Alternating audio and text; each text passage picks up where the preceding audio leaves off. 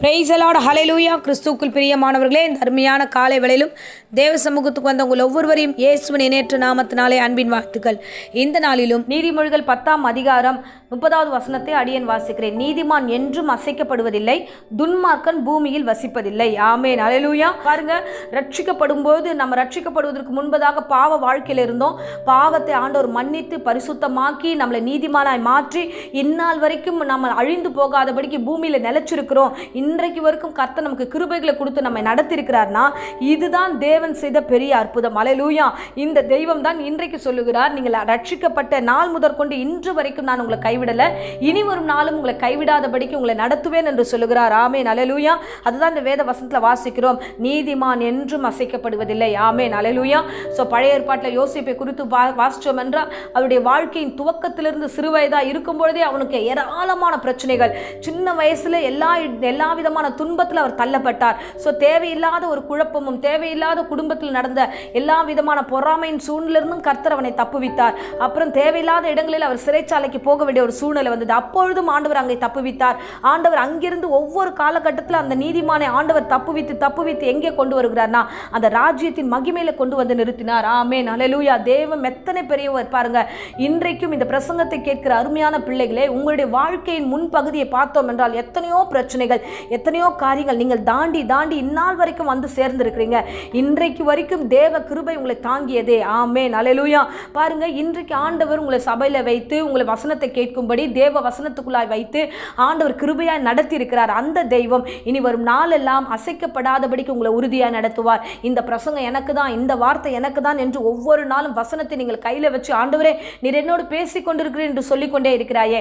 இந்த வசனம் உங்களை வழி நடத்தி கொண்டிருக்கிறது. இந்த வசனம் தான் உங்களை நீதிமானாய் மாற்றிருக்கிறது. நீதிமானாய் இருக்கிற நீ என்றும் அசைக்கப்படுவதில்லை. எதை குறிச்சும் பயப்படாதீங்க. கர்த்தர் மகிமையிலே கொண்டு போய் சேர்ப்பார்.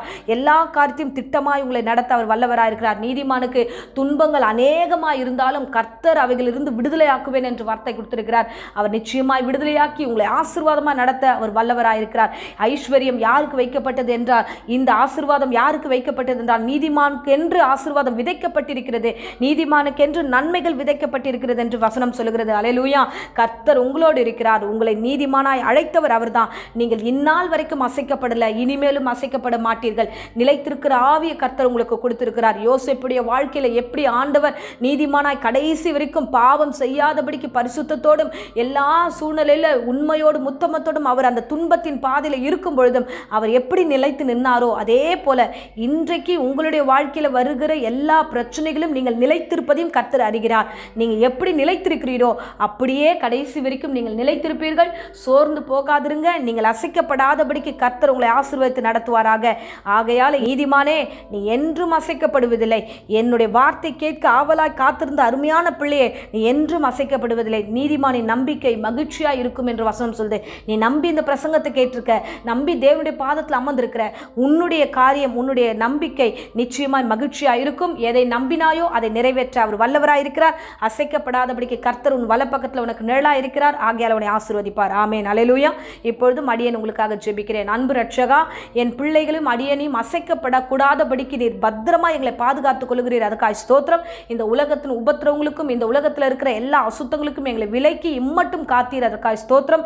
இந்த நாளில் இந்த பிரசங்கத்தை கேட்ட ஒவ்வொரு பிள்ளைகளுடைய மனதை உறுதிப்படுத்தும், தைரியமாய் திடமாய் நடத்தும், பாதுகாத்துக்கொள்ளும். எல்லா நாசமோசங்களுக்கு விலக்கி காத்தலும். பரிசுத்த ஆவியானுடைய அந்யோன்ய ஐக்கியம் பிள்ளைகளோடு கூட இருக்கட்டும். இந்நாள் வரைக்கும் நடத்தினீர், இனி வரும் நாளெல்லாம் நடத்துவீராக. போக்கும் வருத்தமான காரியங்களை கர்த்தர் பிள்ளைகளோடு கூட இருங்க. எதையாவது வியாதி, பலவீனம், ஆண்டவரே ஜுரம் ஏதாவது இருந்தா எல்லா வியாதியும் இயேசுவின் நாமத்தில் நான் சபித்து கட்டுகிறேன். பூரண சுகமும் ஆசீர்வாதம் உண்டாகட்டும். தொடர்ந்து காத்துக்கொள்ளும், வழி நடத்தும். இயேசுவின் நேற்று நாமத்தில் ஜெபித்து ஒப்புக் கொடுக்கிறேன். ஜீவனுள்ள நல்ல பிதாவே. ஆமென், ஆமென். Praise the Lord. God bless you.